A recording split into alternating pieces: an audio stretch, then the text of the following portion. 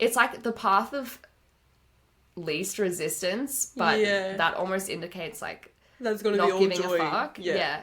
But like, what I mean by that is resistance is when the universe feels like it's intervening and it's trying to stop you. So if you're doing something and you are having to fight tooth and nail and push yourself and work so fucking hard, that's probably not for you. Yeah.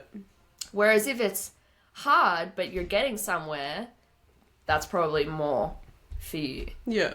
I feel like it changes for me. Like, I used to think like kind of the same as what you first just said, like you're on your path, so it should kind of feel like joyful all the time and like you feel the most happy and stuff. But then I started to like, as I got older, like I started to feel more constriction when I knew that I was on my path though. Like, it's like when you feel really tight in your chest and you feel so stressed and like everything is weighing down in you.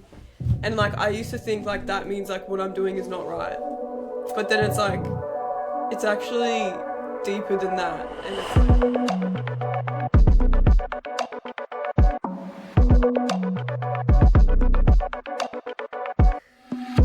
What is reality really made of? I am your host Karla and welcome to Cosmic Batter, the podcast where we explore stories of the unknown and my experience of becoming psychic. This is for anyone who realizes that there is so much more to the human existence.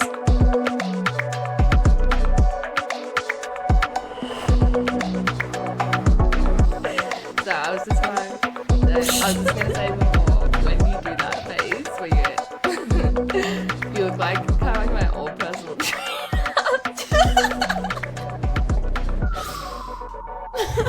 Yeah. what face? He's blocked now. You look just like him, spitting image.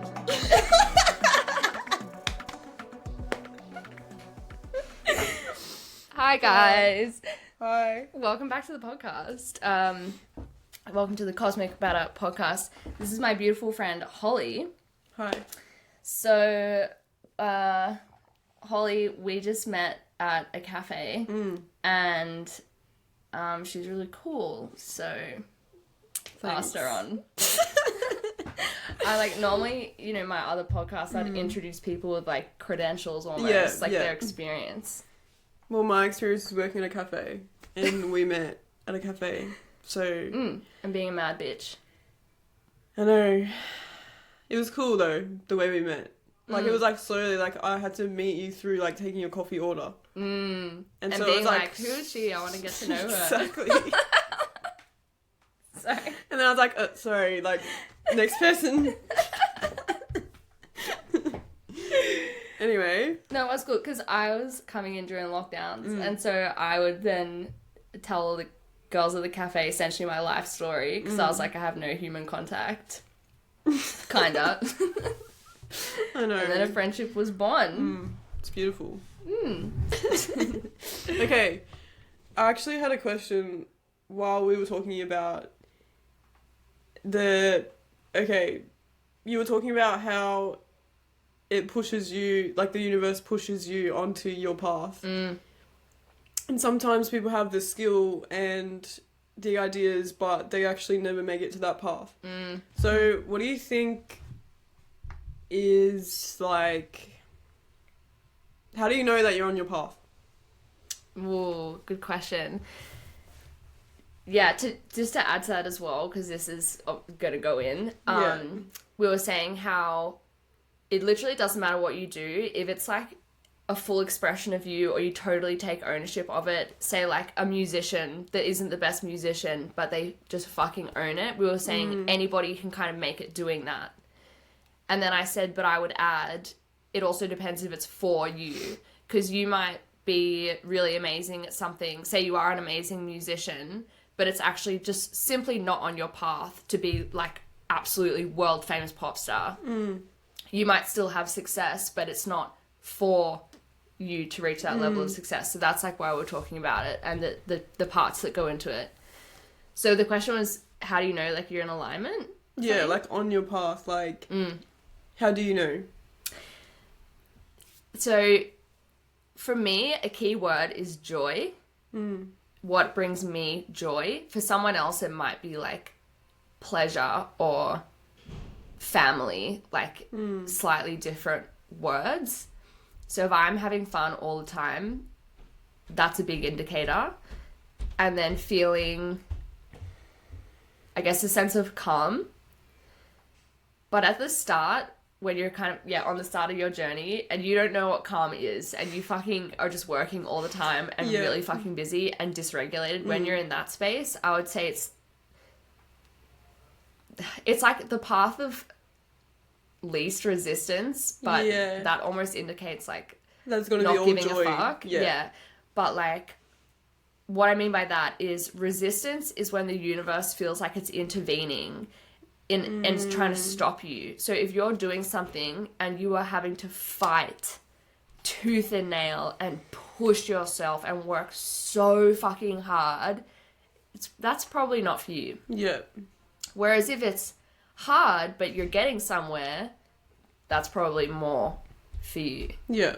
I feel like it changes for me. Like, I used to think like kind of the same as what you first just said, like you're on your path, so it should kind of feel like joyful all the time and like you feel the most happy and stuff. But then I started to like, as I got older, like I started to feel more constriction when I knew that I was on my path though. Like, it's like when you feel really tight in your chest and you feel so stressed and like everything is weighing down in you.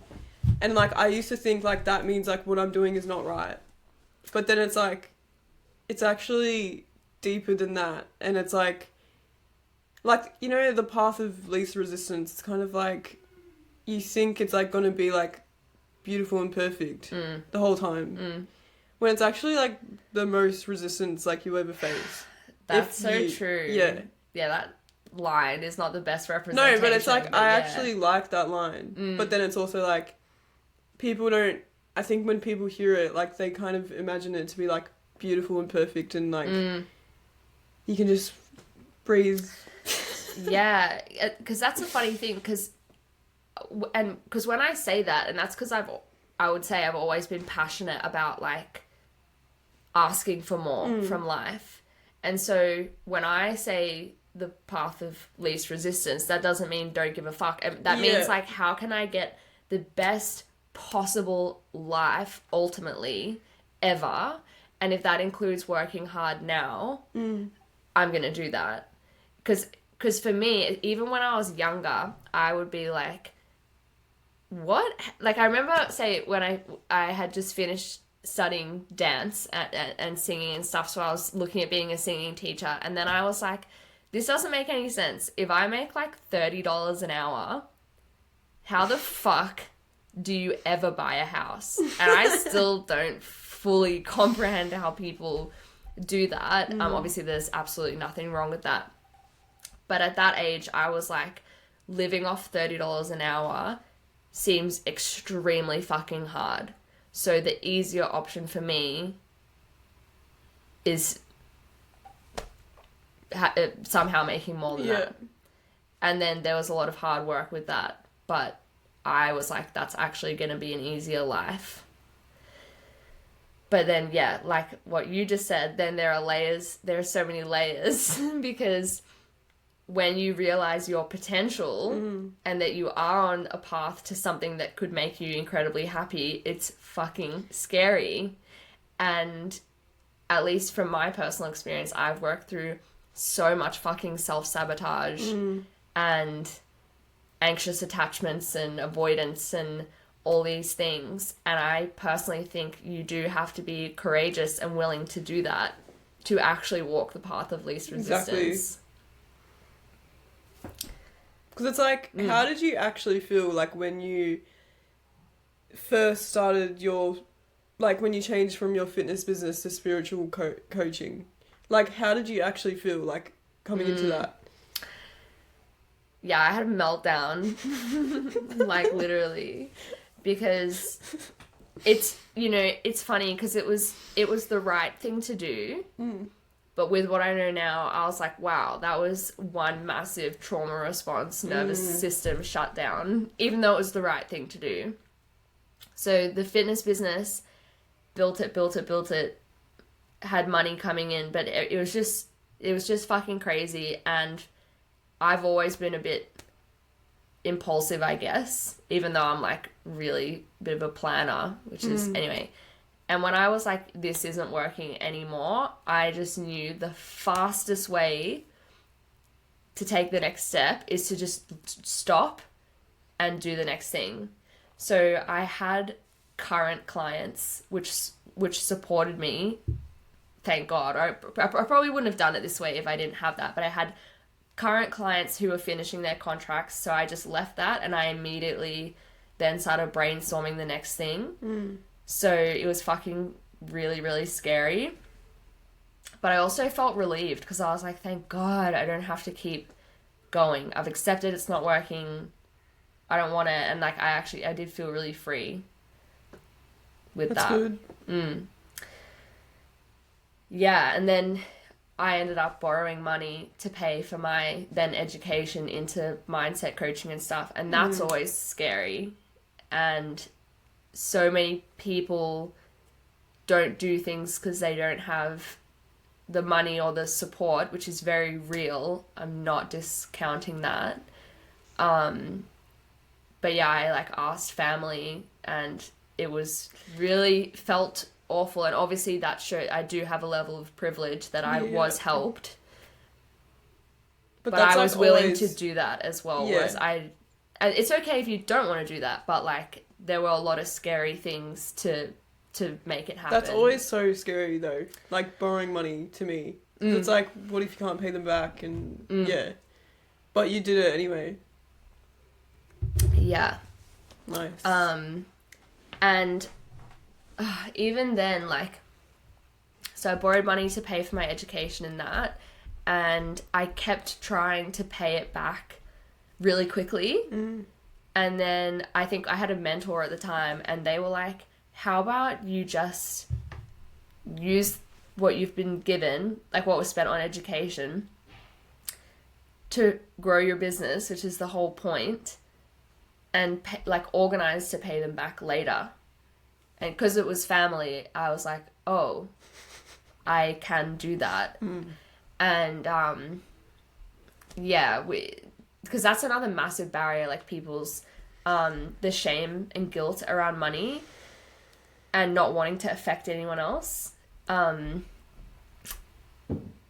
so yeah, I now have arranged like that I can pay them back in like a year's time when the flow is there. And it's so good because it is getting there. Like my position is improving all the time, and so the education that we put in can actually make a difference before I have to like pay it back. Yeah.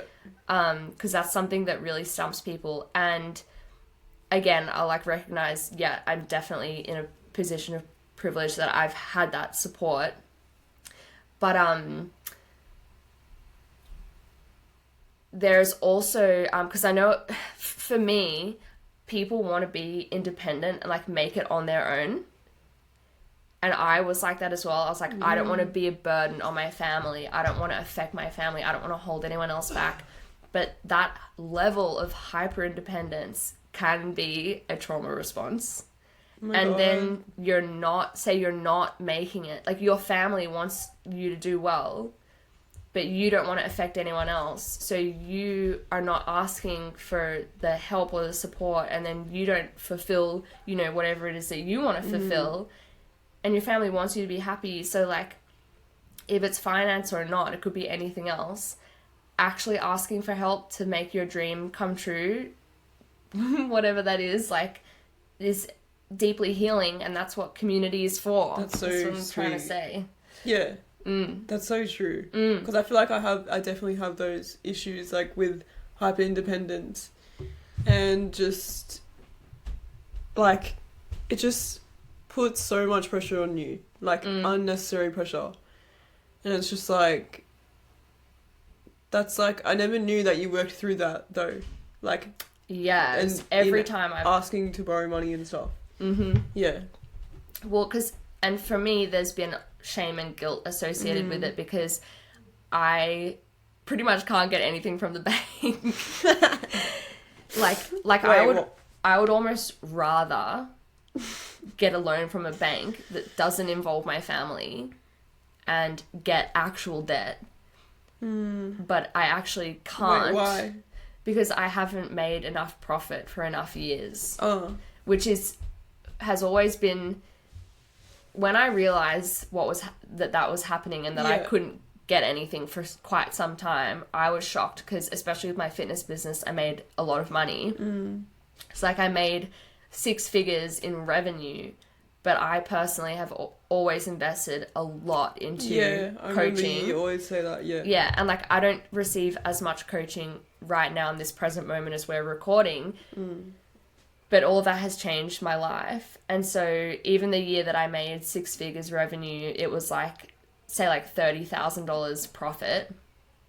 And then I changed my business, so my profit margin was less than that. And it's weird to me because I feel like even then I was like, well, I have enough money, but my tax statement looks like I'm not making like that much.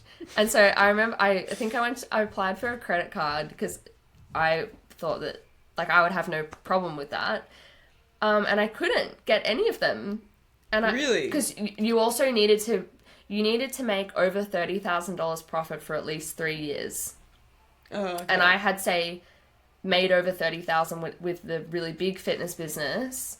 And then the year before that, it was, say, a little or maybe it was only 2 years at that point, and then I changed my business and, you know, invested into other education like NLP and stuff. And anyway, so I had shame because essentially banks were rejecting me. And then I would be like, wow, am I a failure? Do I actually not know anything about business? Am I crazy for doing this? Yeah. But why would you rather ask money from the bank than your family? Do you reckon that like goes into the hyper independence thing again? Yeah. Yes. Just like I'm a bad person if I affect anybody else with my selfish desires. Yeah. Yeah. But so then I worked through that, especially with the last coach that I had, Emily, with my own like healing work and her being like, family, like they want to support you. And the conversation I had with my parents, when they gave me some support, I said like, things are going well.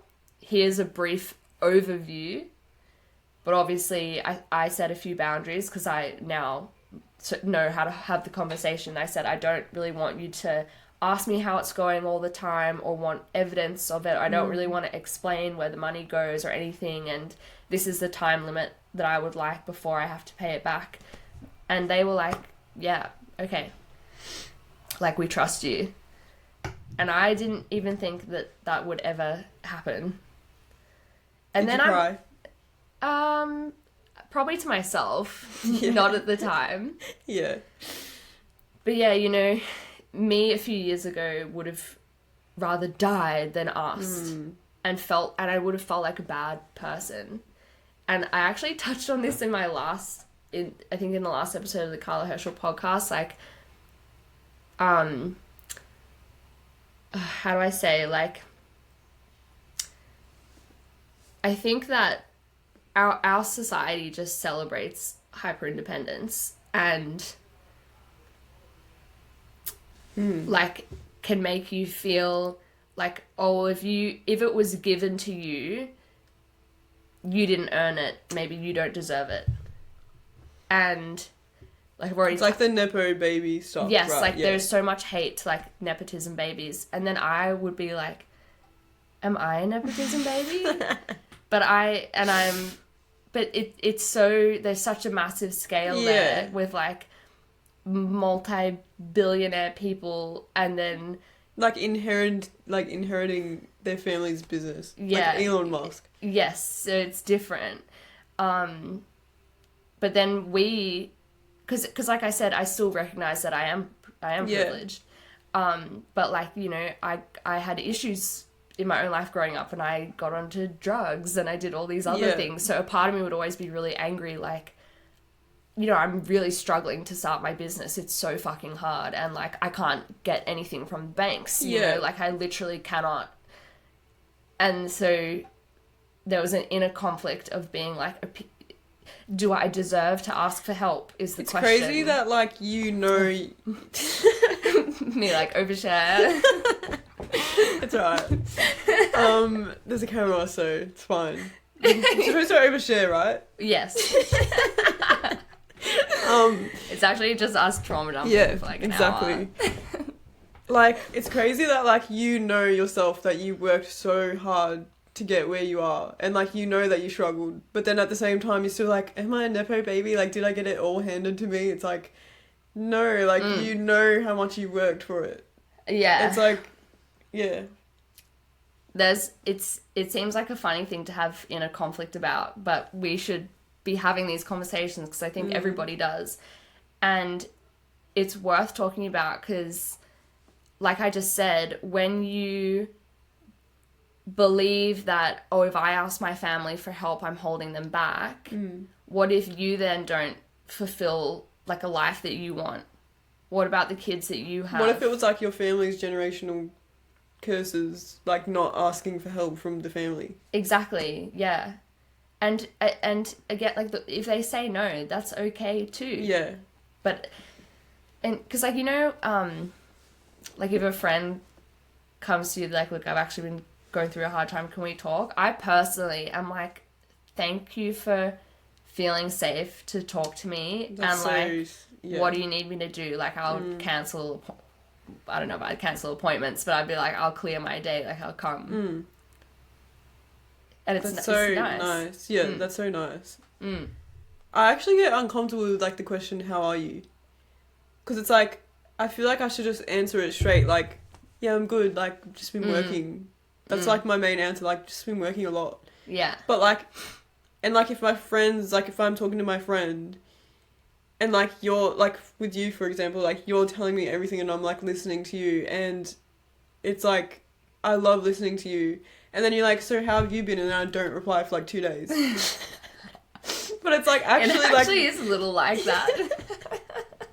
It's, like, I actually am, like, I don't know what to say. Like, and so, yeah, that's what, like, it reminds me of that when you talk about it. Like, it's, like, it actually is so sweet when a friend, like, comes to you and says, like, I've been struggling.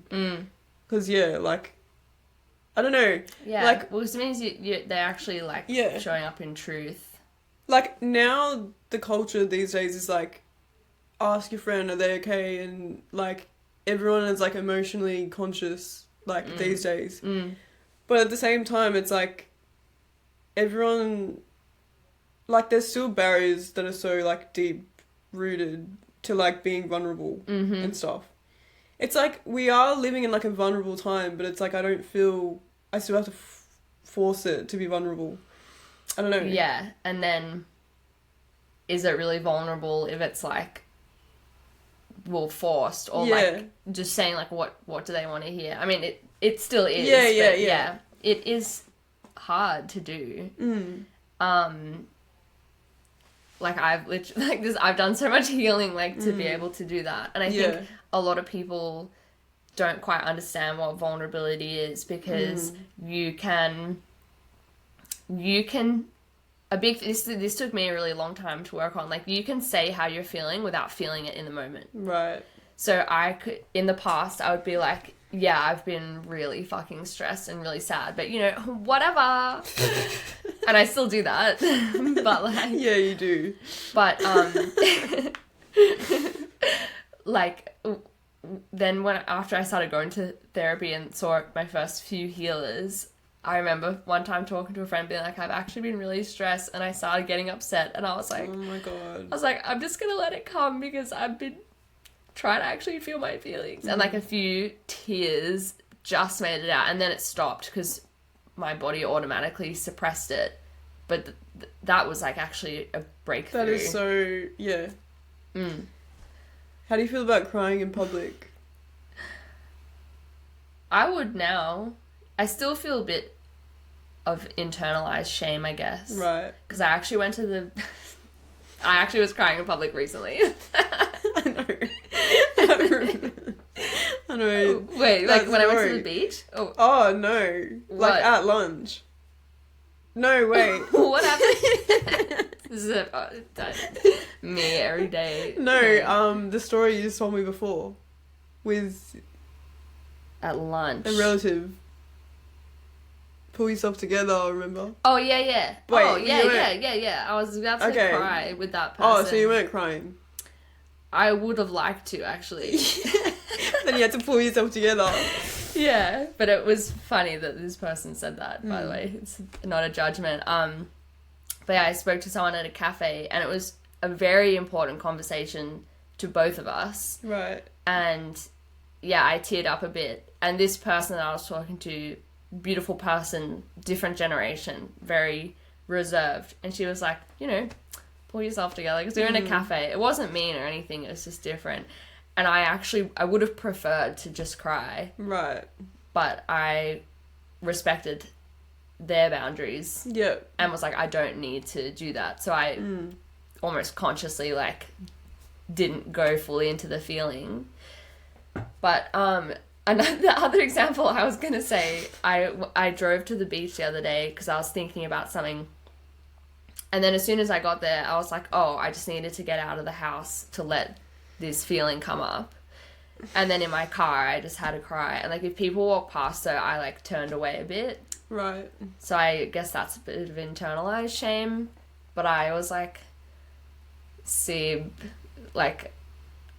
be that person. And then, if someone's walking past and then they'd be like, is she crying? And then oh, I think she is crying. And then they walk so I just was like... it's so uncomfortable for everybody. Yeah. I think it's a bit of a surprise. Yeah. But so having said those two examples, I'd say I'd be pretty comfortable with it now. I wouldn't do it on purpose. You sure? Fuck. Go to a store and... No. What about you? God. I don't think I've ever done it. Yeah, sounds like... I'm finish topic, please. Don't mention me crying. No, but I don't think I've ever done it, but, it is kind of...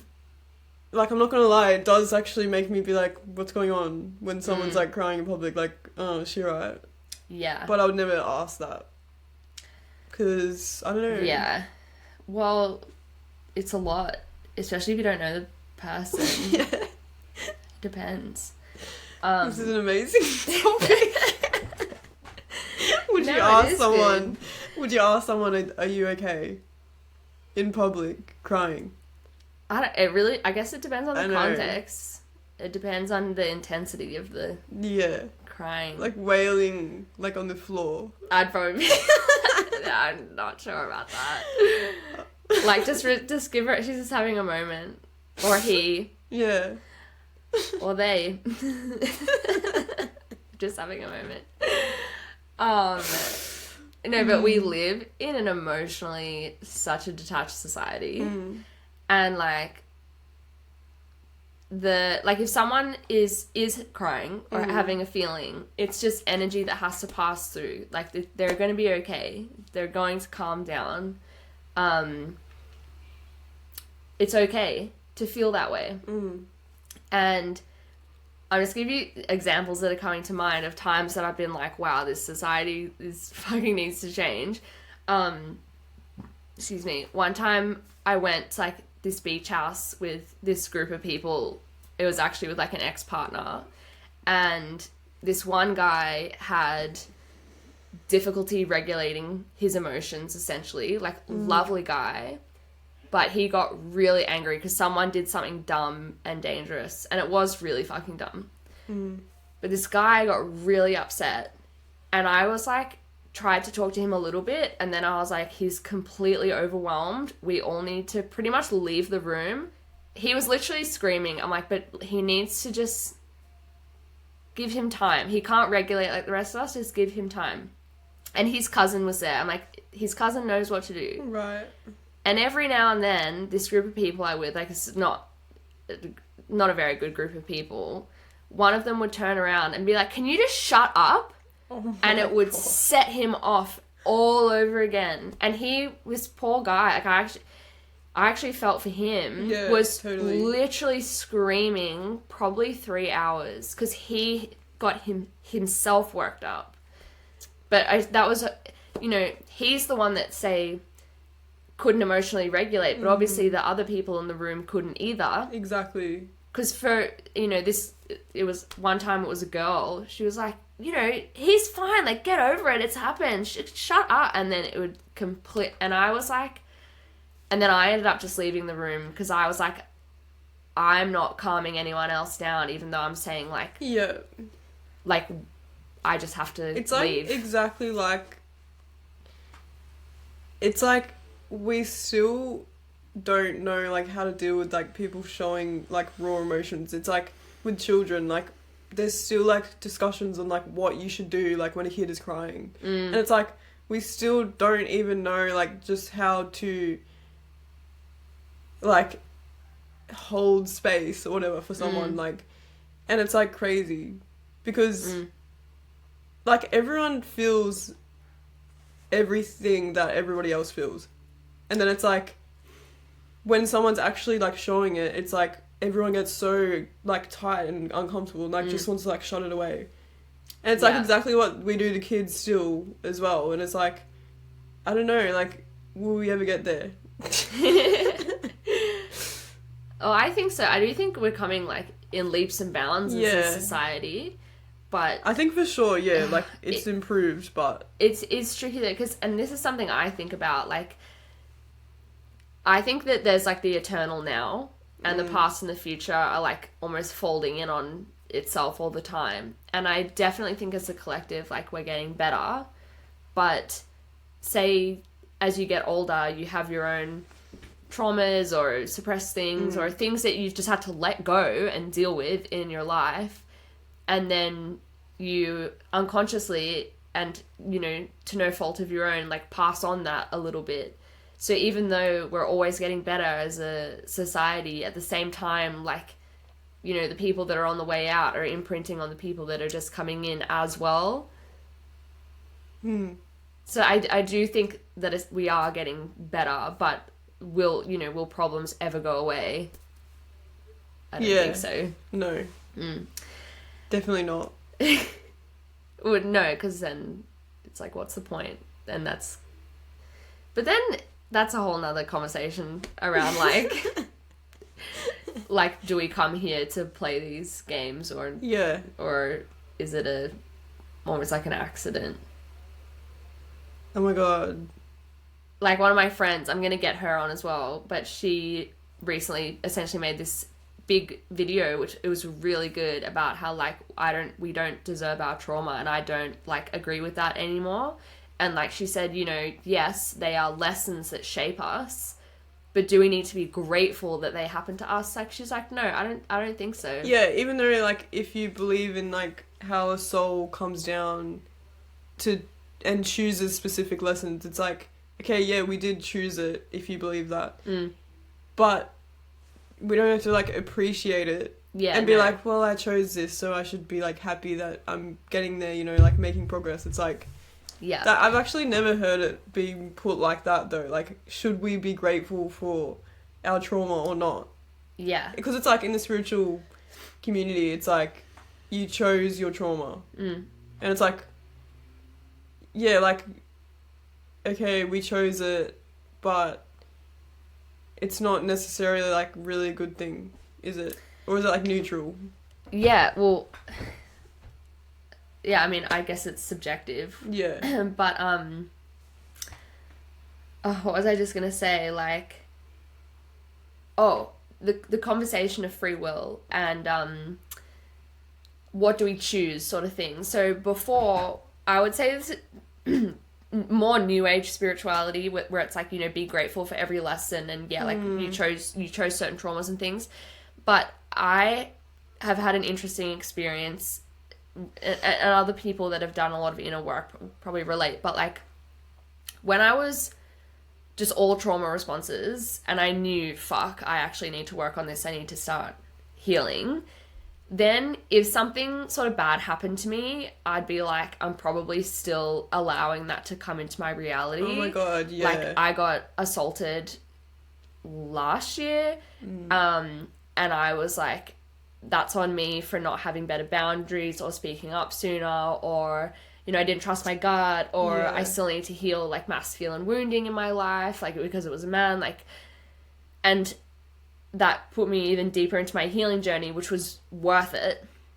But I've been deep healing for 6 months, and I have a feeling for the moment I'm like, I'm done doing that. I know it's a forever thing, but like, I'm just done with that. And energetically I feel really good. And I have been getting approached by men non-stop. Non-fucking stop. Like, I got the train home the other day, this guy starts chatting to me, and he was like, oh my God, we actually got on at the same stop, and we're getting off at the same stop. Did you notice me? I'm like, fucking no? Who are you? Like, and he offered to drive me home. I'm like, that is weird. Oh my God. I've been doing salsa dancing. One night I went to a social dance.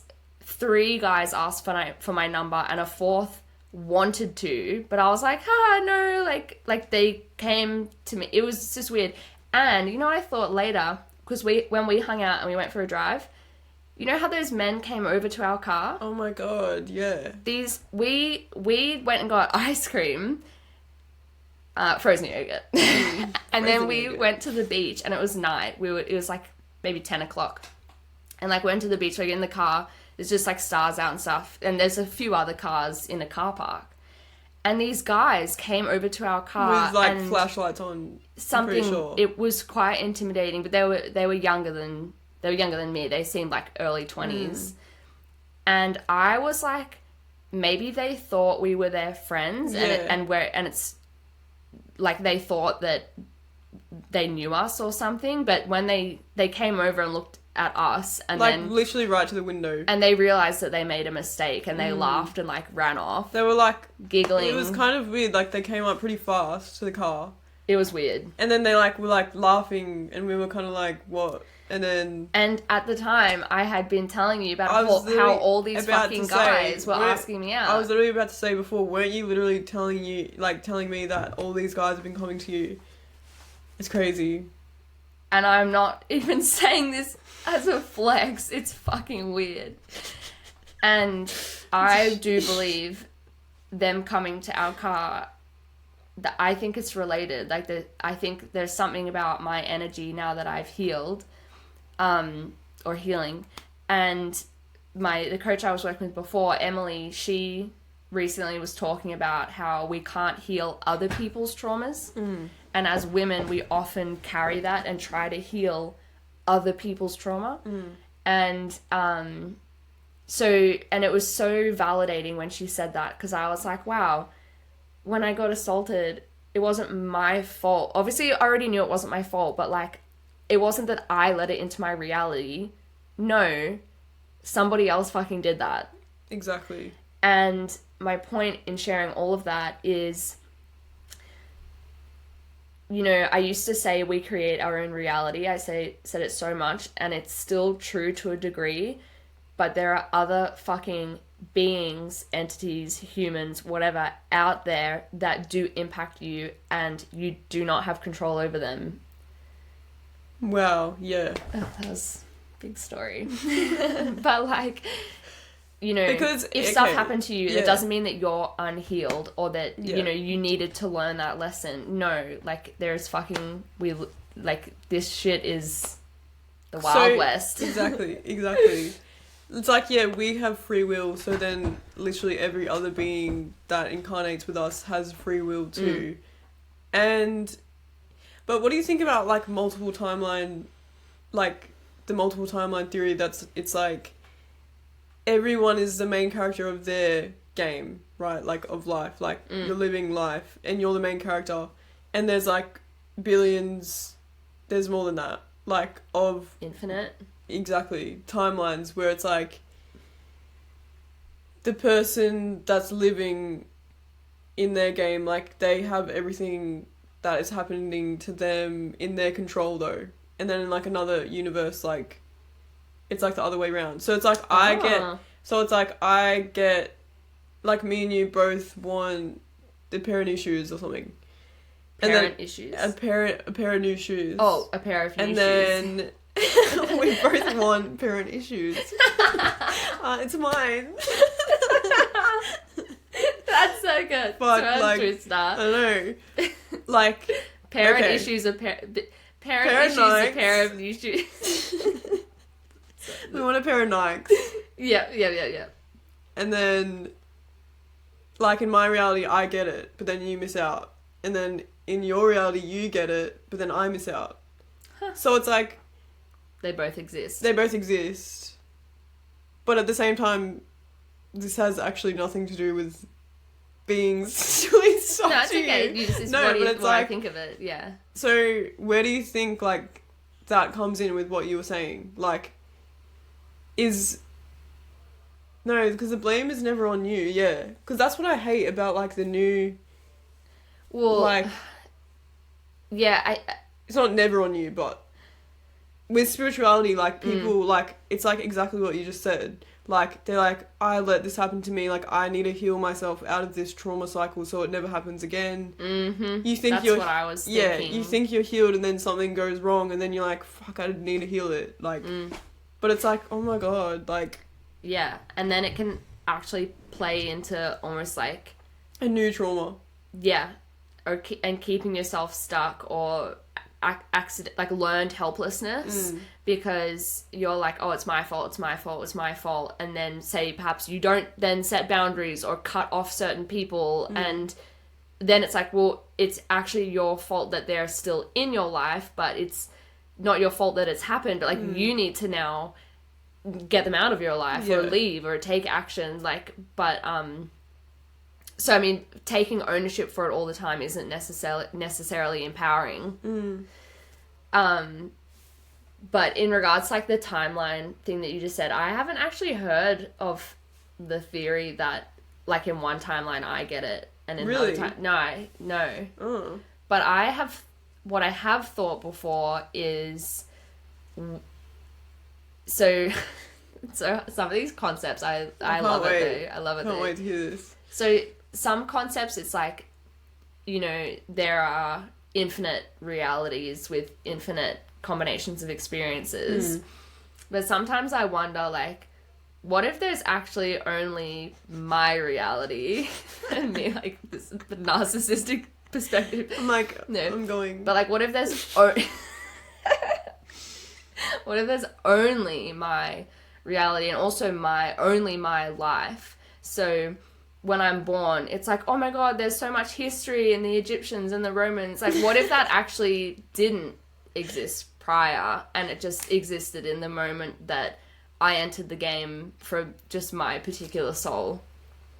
Okay, interesting. Which is almost like opposite of the multiple, yeah, exactly. Now, I will say that I don't actually believe that because, like I just said, there are fucking other entities out there with free will.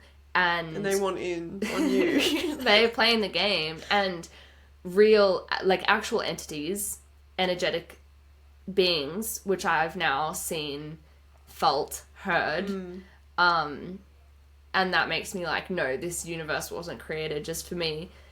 But at the same time, it doesn't actually disprove that. Yeah. It could be. Well, isn't it like what you were just explaining? That's like the original thought of source consciousness. Like, technically it is all for you because you are source, but also I'm source, but like it's all you. Yeah. That's cool.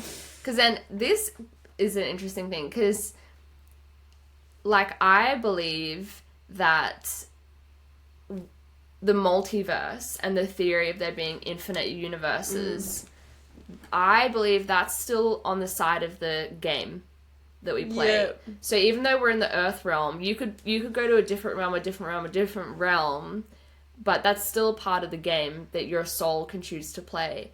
Yeah. And from my point of view, the other side is just source consciousness.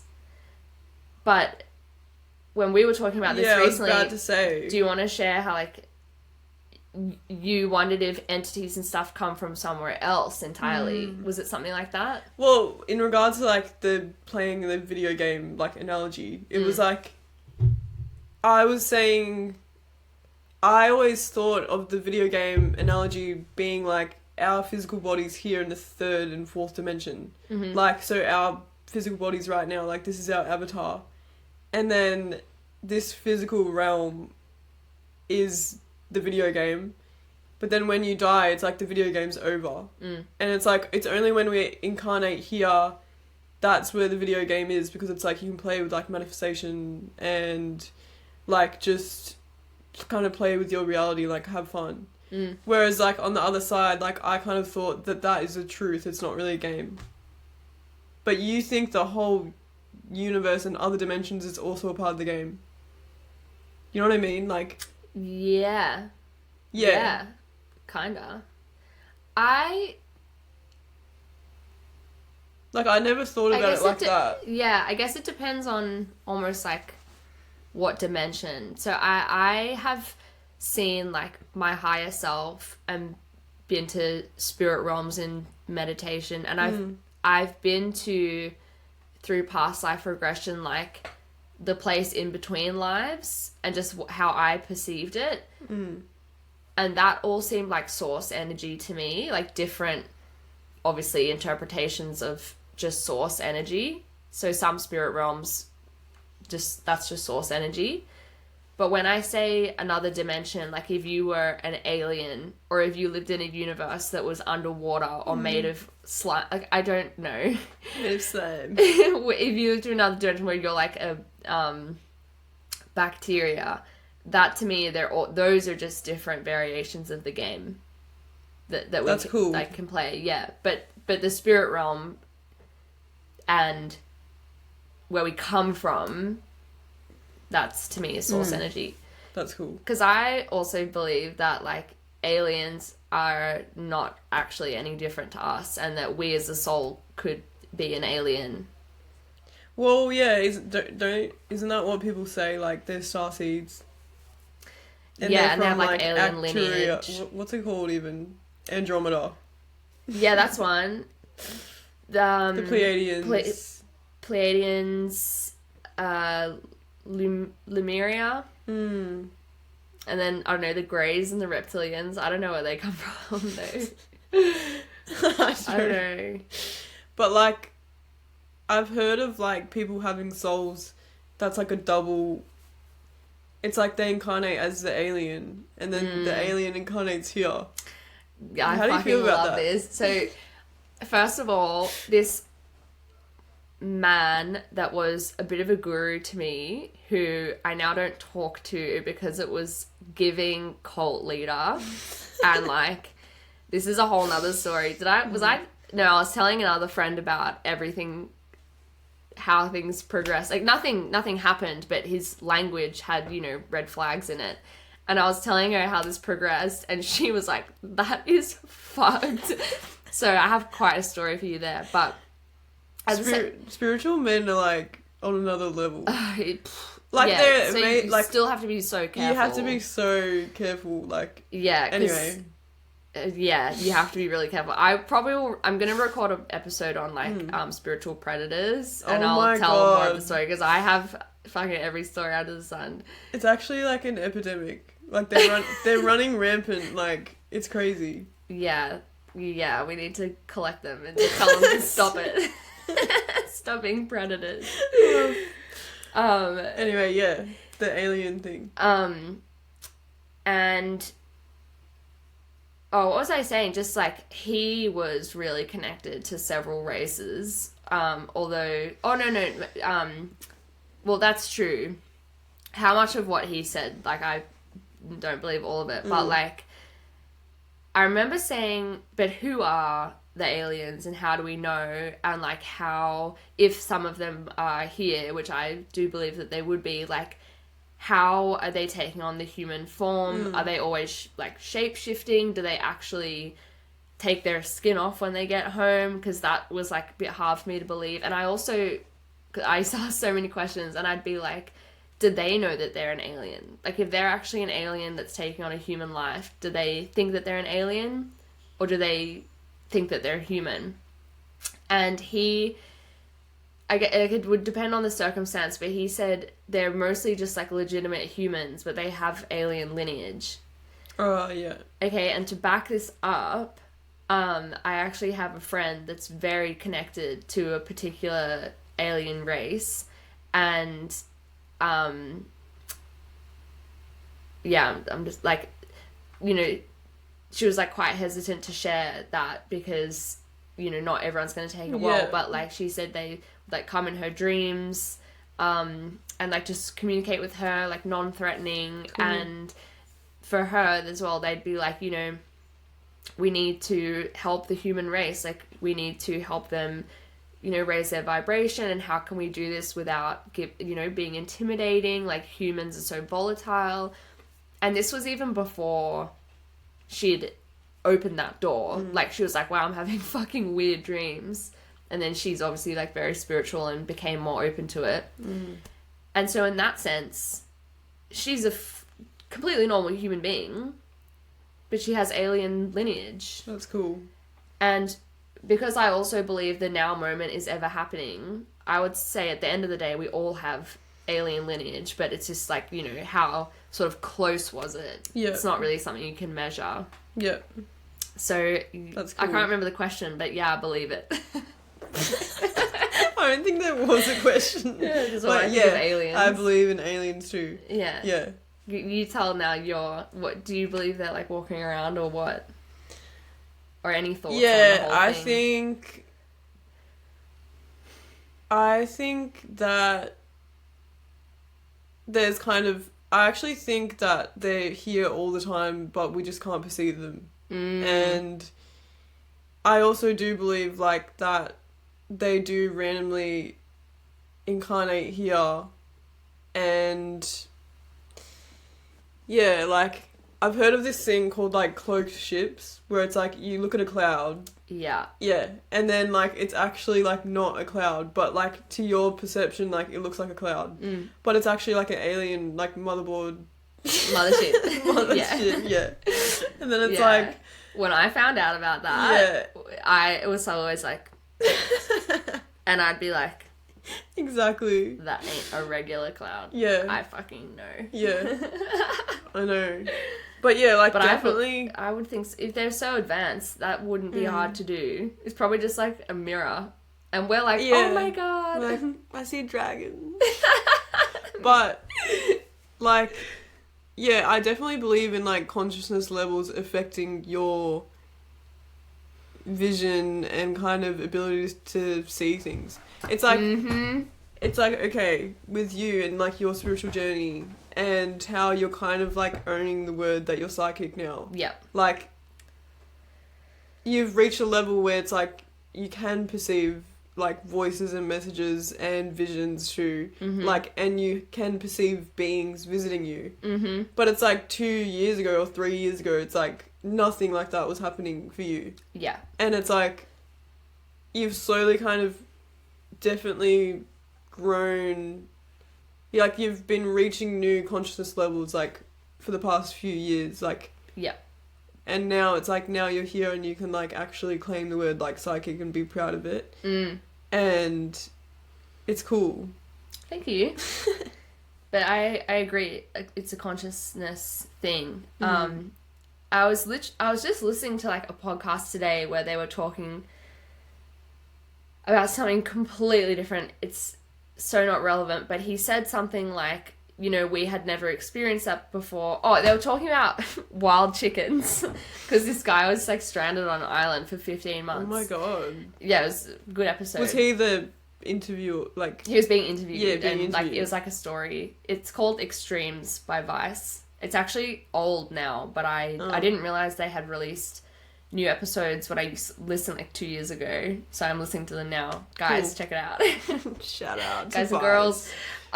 Vice needs help. Like, yeah, no, they're just up and coming. They need like some, To the 5 people that are watching this, please go to Vice.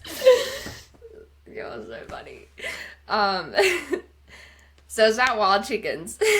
And they got stranded on this island, and the chickens, well, they thought they would be wild, but they didn't run away when they saw these boys. And they were like, that's really weird because wild chickens always run away. And it was because they realized they must have been domesticated before. Oh my god. And there had been like a tribe there originally that got sold into slavery, and there was chickens left. Yeah, it was just horrific. But my point in sharing that is something about like the chickens perceiving humans. Consciousness level. I actually think that's like a really loose relation, if any. Let's tie it all together. Yeah, okay, so the Let's chickens. Force it. Let's make it work. Okay. Me loses all 5 listeners. You wanted to bring that up so bad this whole time. Like wild chickens. Oh my god. Okay, I have another example. About wild geese. That's insane. That story's insane though, like... It's not even like that funny. You're crying in public, own it. Oh my god, I'm crying on camera. To all 5 people. I know. Nah, I Thank put you, $10 down, there'll be more than 5 listeners. Okay, no, another story that I heard recently that actually is relevant. So, this was like, just some random person told me this, but apparently when an explorer, like Christopher Columbus or something, went to this tribal area on a big ship, there's like a saying that the tribes, they couldn't actually see the ship because they had never seen one before. Oh my god. So that actually is relevant, and that it's not even, say, directly linked to like consciousness levels, but familiarity, I guess. And there are so many layers to our existence, to our reality, and if you're really consumed by just the physical 3D, and there's nothing wrong with that, then your awareness of the depth of our actual life, you're just not aware of it. So obviously I don't know like if that is true, but that's what they said, and I thought that was interesting. And I have another example, but I won't get into it. But at what point, because at what point would they see the ship then? Because eventually they're going to have to see it. Yeah, I know. I didn't really believe it at first, but, well, honestly, the other example that's coming to mind, I saw someone saying that, like, these scientists did a study where they put cats, like kittens, into an environment where there was only horizontal lines, no parallel lines.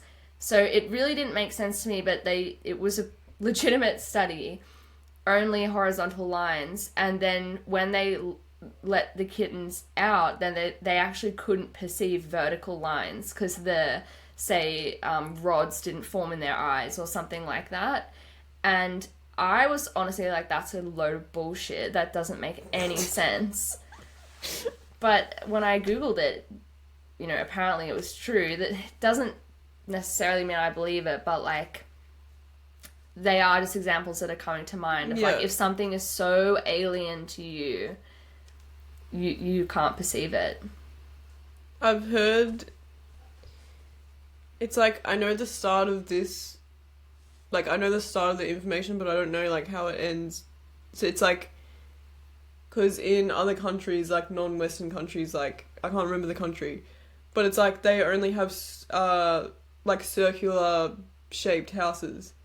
Whereas, like, here we have corners. And, like, it's, like, squares and stuff. And then it's, like, apparently the people in the houses that have circle-shaped houses, like, they actually can't perceive corners. Wow. Well, I don't know, but, though, like, I don't know enough information because I can't remember it, but it's, like, was something like that. Yeah. wow, I wonder why this is. And think of how much we're not perceiving. Exactly. One more I'm going to throw out there that I also saw. It was about colours. And for us, we have, like, the basic colours is, like, I don't know, like red, green, yellow, and blue. Something like that. And then, say, we also have, like, pink. And then they gave an example of another culture that only had variations of, like, dark, red, medium, and light. And red and pink were considered the same. They were considered red. And green and blue were considered the same. Like, it was blue. Like, say their only colours were, like, red, blue, and maybe yellow.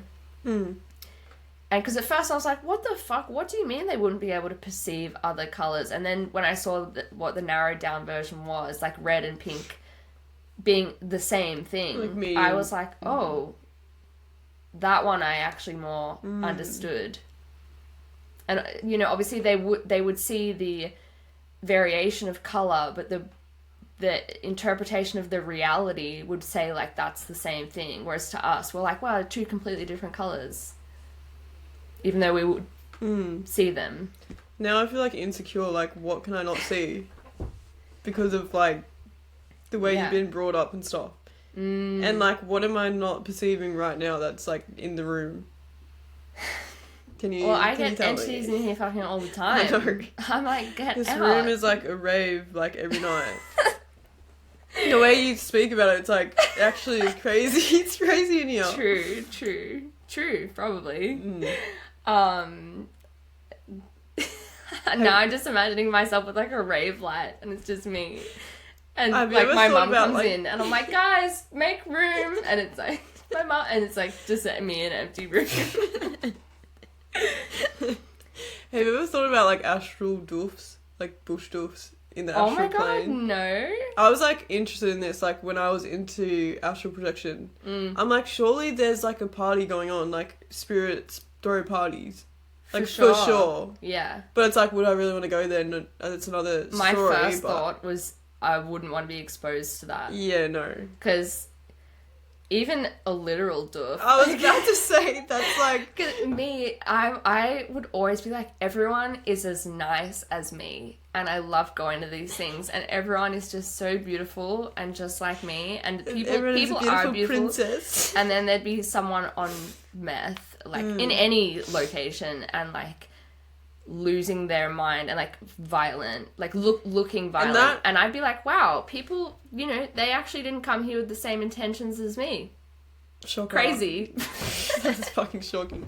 No, but okay, so then do you reckon the overlap, okay, there's a real bush doof going on, and the overlap on the astral plane is like actual spirit bush doof too, because everyone's 100%. Bringing it, everyone's bringing all the spirits, and all their entities. Exactly. Literally. Have you ever thought someone was like let's say you're at a doof or out or just like on the street. Have you ever thought they're just like fully possessed? Yes. Like there's nothing there, like when you see their eyes. One time, but I am cautious not to dehumanize. Yeah. Because I think... And this is another thing relevant to, like, even the talk about aliens. Like, yeah, I 100% think that there are aliens here or people have alien lineage. But you do need to believe that people are people. Yeah. Because if you start to say, oh, that person is bad, I hate them, they're not a part of the human race, you are rejecting what the human race is capable of. And also then a part of yourself. And that is dehumanizing. Yeah. So I hold those beliefs, but I still say, yeah, humans are capable of atrocities, and, like, we need to accept that. For sure. Sorry, I felt like that was important to say. No, what was the question? It's so true. Oh, I said, like entities that doofs? Yeah. Is that the question? Basically, yeah, like, if you met someone, yeah. One time, I was driving around with someone and we went through Chapel Street, and I do love Chapel Street. It still has a special place in my heart, but it's like a party hub, and there is abundant drug use, and problems there. Parasites everywhere. Yeah. Like, I still love it. Like, I'm not in that vibe anymore, but like it was fun anyway at the time. Anyway, one time I was driving through with a friend and I looked to my right and there was someone that was obviously like doing it very, very rough. And it just didn't look like anybody was home. They were obviously like a drug addict and homeless, and I'm not judging that part. But I had like a really intense physical response, and I was like, if I walk past them, I'm sorry to say to this person, but like, I would not make eye contact because I felt very like there was energy, not good energy.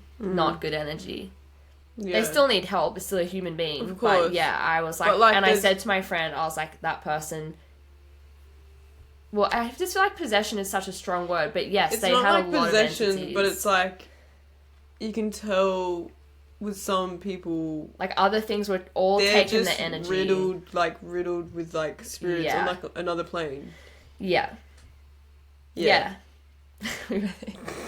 Yeah. So yeah, and this is one of the reasons why I wanted to start this podcast and why I was guided to do it, because similarly to what we were just talking about with trauma, for so long I tried to take so much ownership of it and like it's all me. And then I had, several almost wake-up calls and, like, very clear interactions with entities and things. And being like, no, it's actually not me being responsible for everything or my trauma. There are other energies playing out here. And so with that, this person that I mentioned that was obviously homeless, obviously would have probably had a traumatized upbringing. It's not their fault. Like, they're still a human being that has a soul. But at the same time, yeah, they were riddled with entities, and I would be very, very careful interacting. So it's obviously we have nothing these two to parts. do with them. It's just like the spiritual realm and like how it works. Yes. And people need to know about energetic hygiene because it's so fucking real. It actually reminds me of a point that we were talking about a few weeks ago. Like, how do you know that an idea that you have or like a message that you receive is like actually for you and kind of channeled by you like in a pure way versus like other entities like coming in and trying to like influence you?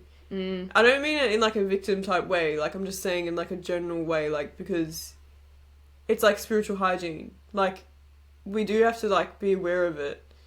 It's like we're not like totally untouchable at all times. Like I think we're so powerful, but because of our power, like, there's constantly beings that are trying to get to you, kind of, like, in a way. Yeah, in a way, there are. Yeah. Because everything is energy, and it's, I don't know if this is corny, but, like, similar to me doing all this healing work, and now all these men coming out of the woodwork. I was literally going to say. Yeah, and Emily was like, I mentioned before, and we had a conversation about it, and she was like, wounded masculine is attracted to the divine feminine. It doesn't mean that you're on their necessarily level, but like because you're shining so bright, like they just want a piece of that. And it's the same. And she was like, just keep putting up your boundaries, and the same goes with energy. But I actually feel I'd like to hear your answer to your own question, like because you receive messages and intuition and things. How do you navigate if it's yourself or possibly something else? Well, that's actually a good question. Yeah. Okay, I'm like, sometimes I'm still not even 100%. I'm like, is this right for me or not? Like, is this a good message that I should listen to? Like, is this intuition?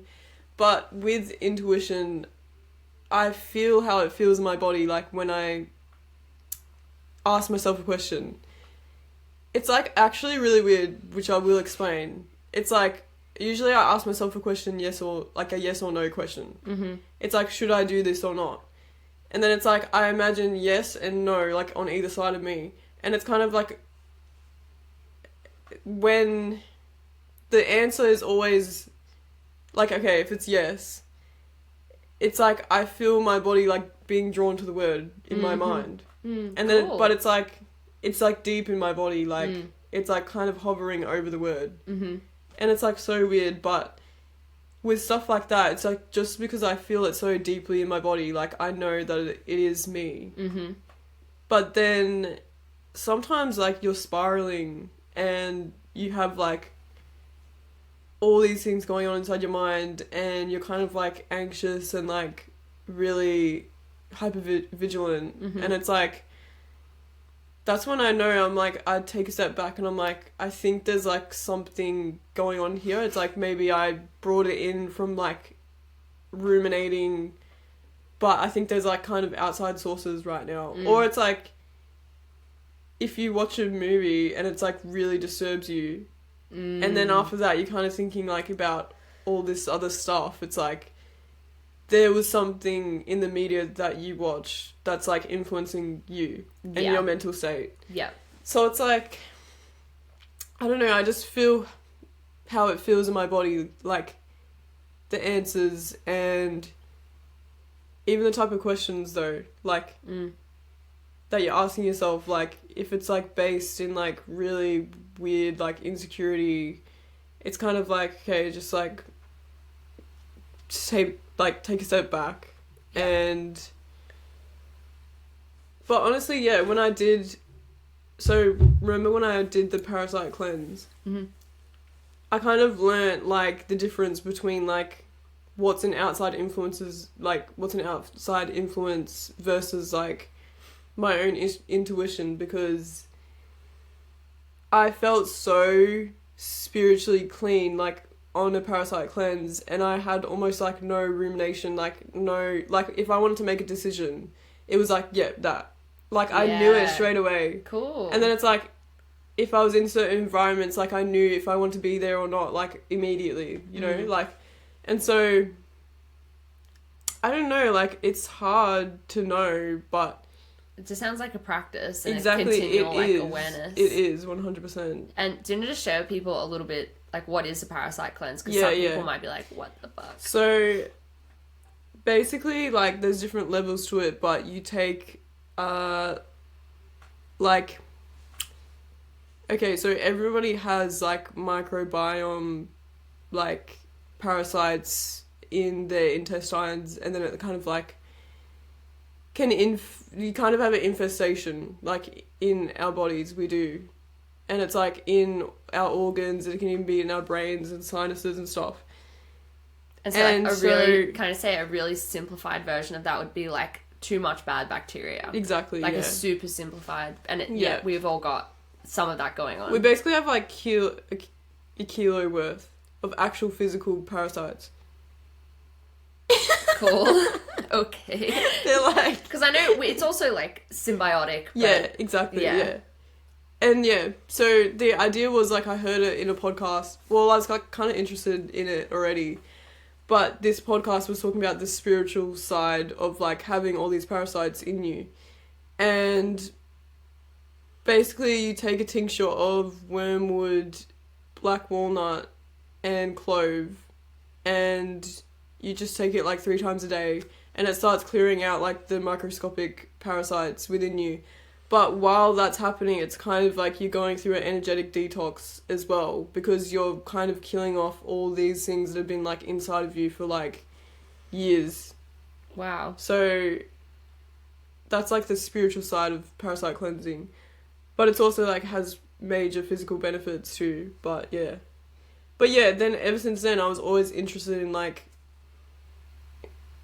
people, like interested in what is an outside influence versus like your own intuition. Yeah.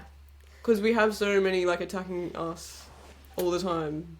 Yeah, not to make people paranoid, but it's a part of it, yeah. Now I'm like, I sound like I'm like scared of everything, but I'm not. No. But it's like... Well, you know, what's been funny on my own healing journey and being to where I'm at now, when I reflect, I'm like, I have always been this sensitive to energy. Yeah. Always been this emotionally sensitive, and through my own experience and whatnot, you know, tried to make myself smaller or didn't express my needs and stuff, which at the end of the day is quite a standard experience. And I also blamed, I blamed my trauma and myself for how I felt, which is an early on, like, sort of mistake that people make. So I'd be like, I am with this guy and he makes me feel like shit I feel like shit if he can't come to something that we've organized. Oh, yeah. That's my fault for being so controlling. And then I'd be like, I need to see a healer to work on how controlling I am, something like that. Yeah. And then with time, being like, oh my God, no, he was actually wrong all along. Or that friendship was actually wrong all along. And it wasn't that I needed to get better at communicating or asking for less, although that's definitely a part of it. But actually that friendship was just not for me anymore. And my body knew from the beginning. And so it's interesting that through a lot of the healing work, even though that was necessary to, like, understand my body's communication, it actually has just made me believe my body much faster instead of saying, oh, I'm having a trauma response, I need to make that go away. Yeah. Yeah. Yeah, exactly. And to go, like, a bit further with what you were saying about, like, what's us or what's an outside influence. And I, like, because there's so many ways to go about it, like you said, because I think a massive part, like, the biggest thing you can do, I feel, at the end of the day is learn how to calm your nervous system. That's, like, exactly the number one, just work on that, like, because you want to trust your body no matter what, but you also do need to understand, well, if I am triggered, why, and how do I come down from that? Instead of just like, oh, I've been triggered, it must be them, cut them out. Even though, you might end up doing that. Yeah. Anywho, like, regulating your nervous system. But for a while, so, like, when I left my fitness business and went into mindset, which is like 2021, big meltdown of my life, very important growth phase, but, like, also let go of a lot of friendships. And I then was really borderline paranoid to trust people again, because I was deeply, deeply hurt about the way that things happened. And, didn't trust people, and a little bit, I would use the word paranoid and scared. Like, it just was a horrible time. And I knew that they were watching me in some way. This group of people was, like, going to be keeping tabs on me. Oh my God. And that feeling would come and go for years. And I did a lot of healing work to try and process that. And through varying times in my life, like, now I just know, those particular people are blocked now, and I do feel the energy is, like, disconnected. But now if I'm feeling like some certain people are watching me, I actually believe that now. I'm not like, oh, you're just being paranoid, you need to go and get a healing session and process how you feel and make it go away, because it's actually not about making it go away. I'm like, okay, I think I'm feeling evil eye, I think I'm feeling judgment.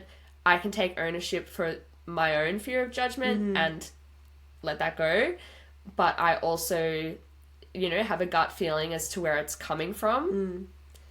And I kind of trust that. It obviously depends person to person. Because say if you're, like, really, really, really scared of judgment, it may just be coming from within yourself. Yeah. But then because we are all connected, you could be picking it up. The more sensitive I am, I often, like, believe if I'm getting a gut feeling about something. Yeah. I love when you, like, when I'm expressing something to you, like, let's say, like, I'm unsure about something and I'm, like, telling you a situation, and then you just ask me, like, how does it feel in your body? And it's, like, always, like, that question, like, it's so simple and, like, whatever, like, people say it, but it's, like, when you ask me that, it's, like, oh my God, like, just get into your body and ask, like, feel the sensations and stuff, like, and then you literally always know the answer, like, once you do that. It's so simple.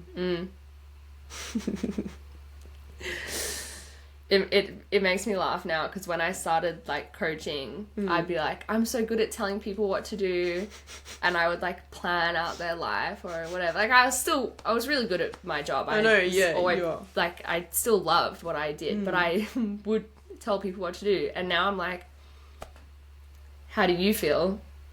Everyone's like, oh my gosh. But then it's so much more empowering because if I'm telling someone what to do, it's very disempowering. And I love now when I give people psychic readings because I have that awareness, which is why I now feel like I almost have like permission to do that. I'll deliver it in a way where, you know, they decide what they do. I give them the information, which I think is helpful. So nice. It is nice. We've been talking over an hour. That just flew by. We could literally... There's actually so much more I wanted to say as well, but we kept like moving, and I'm like, this is how we move though, and this is what this podcast is going to be. Well, I was like, I don't want to sound up myself, but this is the type of podcast I would listen to. Really? Yeah, I like, you know, we actually. I actually love when people just talk. We share podcasts that are literally like this. It's actually my favourite type too. Yeah. And this is still, you know, my own and my baby. Yeah. But, yeah, like, I'm like, that was actually really fun. Imagine if I look at stats and, like, everybody's clicked out, like, 30 minutes ago. And then I'm like, this is it. This is the shit. You're like, this is a podcast I would listen to. And there's, like, 0 people. There's no... we could honestly, like... We'll do a series. How do you edit... Yeah. How do you usually edit, like, your podcast? I don't at all. I am going to take out the first few minutes of this, though, because it was so bad. I tried to do almost like a formal introduction, guys, out of habit, and it just wasn't the vibe. So fucked up. No, it was good. But you need. But like, I will cut it out, though, legit. Wait, so all of this is gonna be in? Yeah, the whole thing. Alright, cool. Well, I was gonna say, like, you could keep going and then you could, but you don't edit your podcast. I was gonna say and then condense it. No, I'm not doing that. I honestly think it wouldn't make sense. If you chopped out even like 30 seconds, it wouldn't make sense. And even in our normal conversation, not edited, does not make sense. And then it's already hard to follow it. No. But, okay, anyway. But that's... It's not getting edited. This is so essentially like healing for me because, you know, I think when I had my podcast before, it was more business oriented and like... Sorry. And like focus to a specific topic. And wait, did I do that in the camera? I think so. Don't worry, I've looked at the camera several times to like make sure it's recording, and it's giving like side eye. So I just did a full on pose before I drank water. It's so hot. Yeah, you're so good at it. I don't look like your ex-personal trainer. Don't ever say that again. Anyway, sorry. I'm gonna show you a photo of him and you'll be like, what the fuck? I think I've seen him, like that guy. But he makes like, the fuckboy face or whatever. Yeah. So hot. Oh, he's blocked now, so... Damn. $10 he listens to this.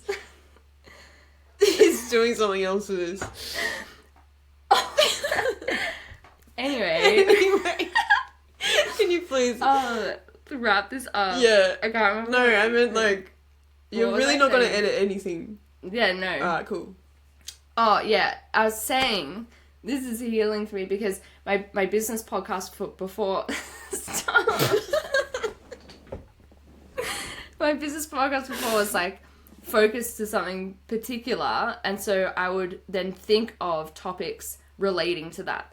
There's nothing wrong with that. It's not my fucking vibe anymore. Now I'm just like, it's too structured, and I was trying to get something, like trying to get clients.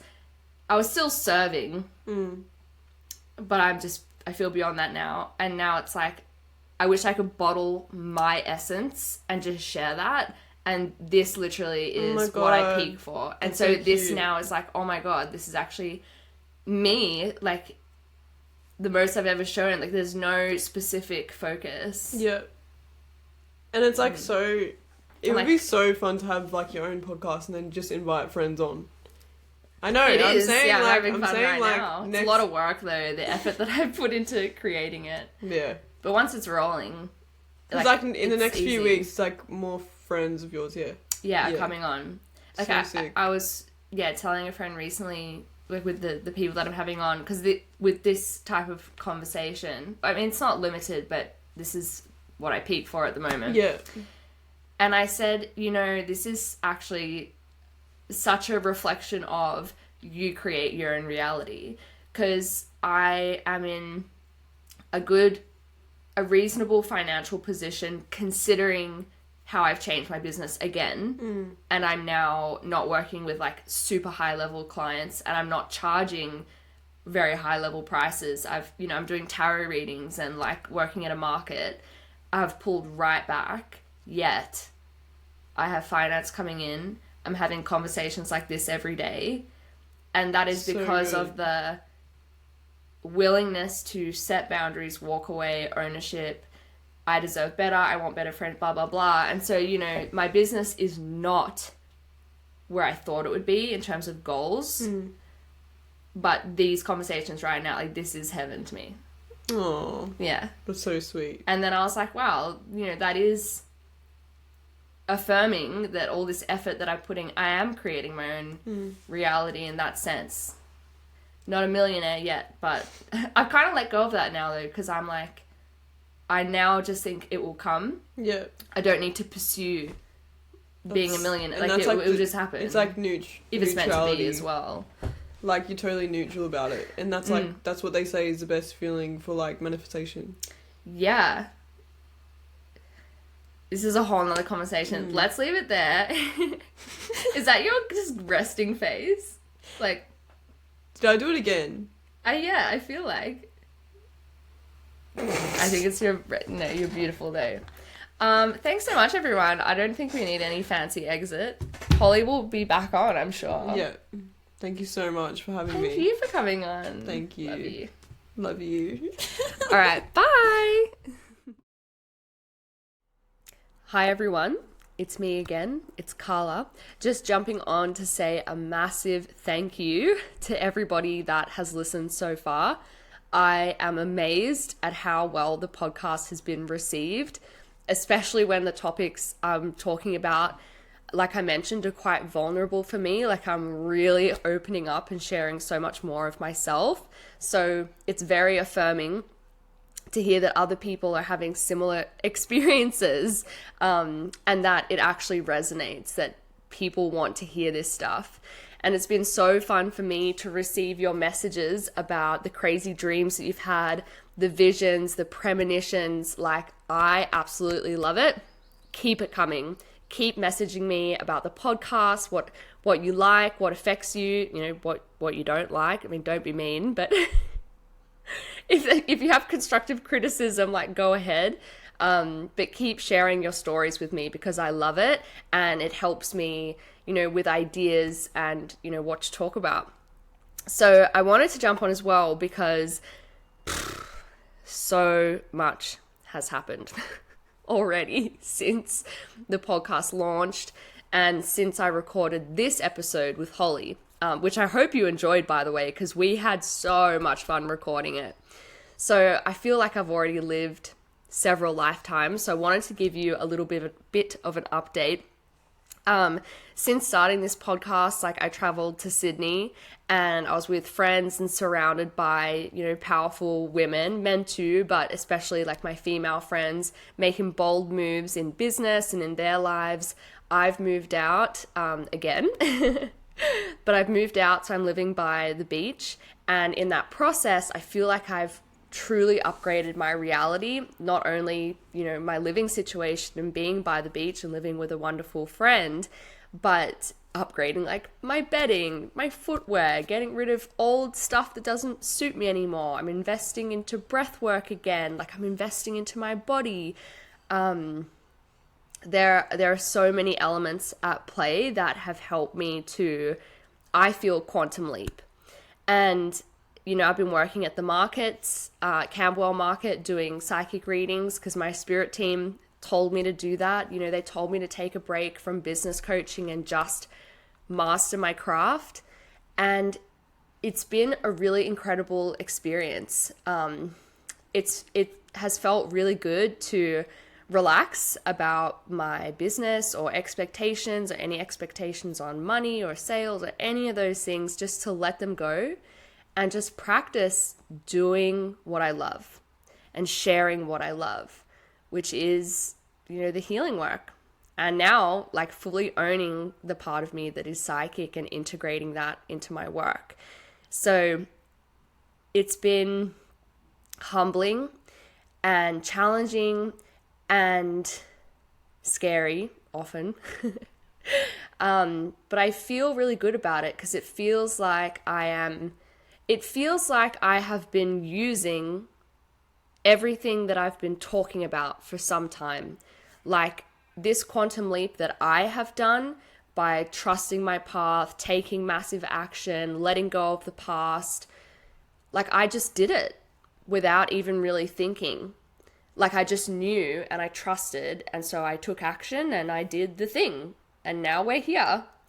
And yeah, even though it's been scary, especially with the changes and the pivots that I've made, I see why it's happened, and it does make me trust my own teachings even more, because if I can make such a massive pivot and do it quite easily, that's actually a testament to all of the work that I've done prior, if that makes sense. And I wanted to share that and let you know like how things have changed. So I feel I've had this period of integration, you know, taking ownership of the psychic side of me, starting this podcast, all of that. And now I am feeling called to expand again. I am feeling called to study. Now that I've been using my psychic abilities a lot more, I can also see my own blind spots. I need to work on my ability to protect myself when I'm channeling energy and entity clearings, because there's some areas that I'm super, super confident in, and other areas that I'm like, yeah, I could learn more, and I do love to study. So I am excited about, expanding again. But this podcast is still my number one priority and like my highest expression, purely creative, purely a form of joy for me. And yeah, I don't know, I just felt like called to share that. So whatever. Okay, so things are changing a little bit. I'm excited about expanding. If you feel called to book a session with me, obviously you know where to go. Message me on Instagram. You can also go straight to my website and you can book something directly. But I would really recommend messaging me on Instagram, because then we can figure out what's right for you if you want psychic reading, healing session, or business mentoring. And I actually want to say as well, I'm just going to go ahead. I haven't been advertising myself in business at all. Obviously, I archived all of my old Instagram posts because I needed that space to breathe and, you know, reassess where I'm going. And I now have 3 business clients. So I don't know, make it make sense, but that's what happens when you trust yourself, right? Like I said, people would just come to me. I didn't know how, but I just believed it. So anyway, whatever. If you want a session with me, message me. Otherwise, keep coming back to this podcast. Thank you so much for listening. Again, I absolutely love recording this episode. I have more episodes to come. I have 2 more guests to share with you, and I will do another like actual personal one soon.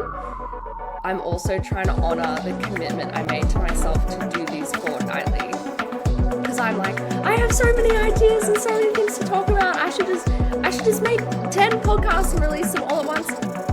But I promised myself I would slow down and let things happen in their own time. So Another podcast will be out in 2 weeks. Please message me what you thought of this podcast. Thanks again. I love you all. We will talk again very soon. Bye.